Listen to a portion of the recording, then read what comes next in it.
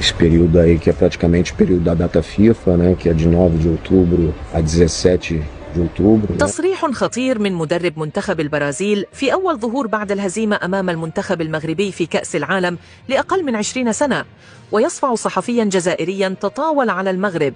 شاهد ماذا قال. ولكن قبل أن نبدأ، لو أنت سعيد وفخور بفوز المنتخب المغربي فاضغط إعجابا للفيديو وعطر فمك بالصلاة على رسولنا الكريم. المغرب صنع تاريخا جديدا وفاز على البرازيل العملاق في مباراة لا تنسى.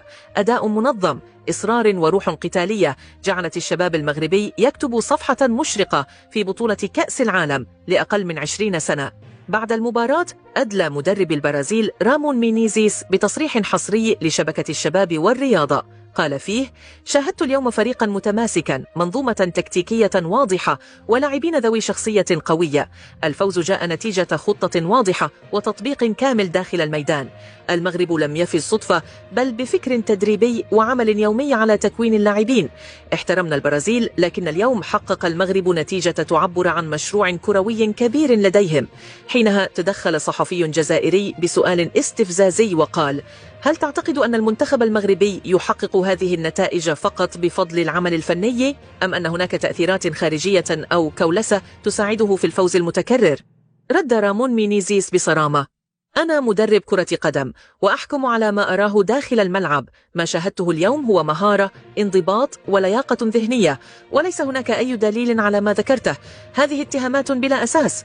المنتخب المغربي يملك مشروعا واضحا، استثمر في الأكاديميات وصنع جيلا يعرف كيف يلعب كرة حديثة. بدل أن تشككوا، اسألوا أنفسكم لماذا غاب منتخبكم عن البطولة أصلا؟ المغرب فاز بالعمل، وهذه هي الحقيقة. كلمات المدرب أسكتت القاعة وأحرجت الصحفي الجزائري الذي لم يجد أي رد، وخرجت الرسالة واضحة: التفوق يصنع بالاحترافية لا بالذرائع. وفي النهاية شاركنا برأيك، هل تعتقد أن جيل المغرب الصاعد قادر على الوصول بعيدا في كأس العالم؟ ولا تنسى الاشتراك في القناة ليصلكم كل جديد.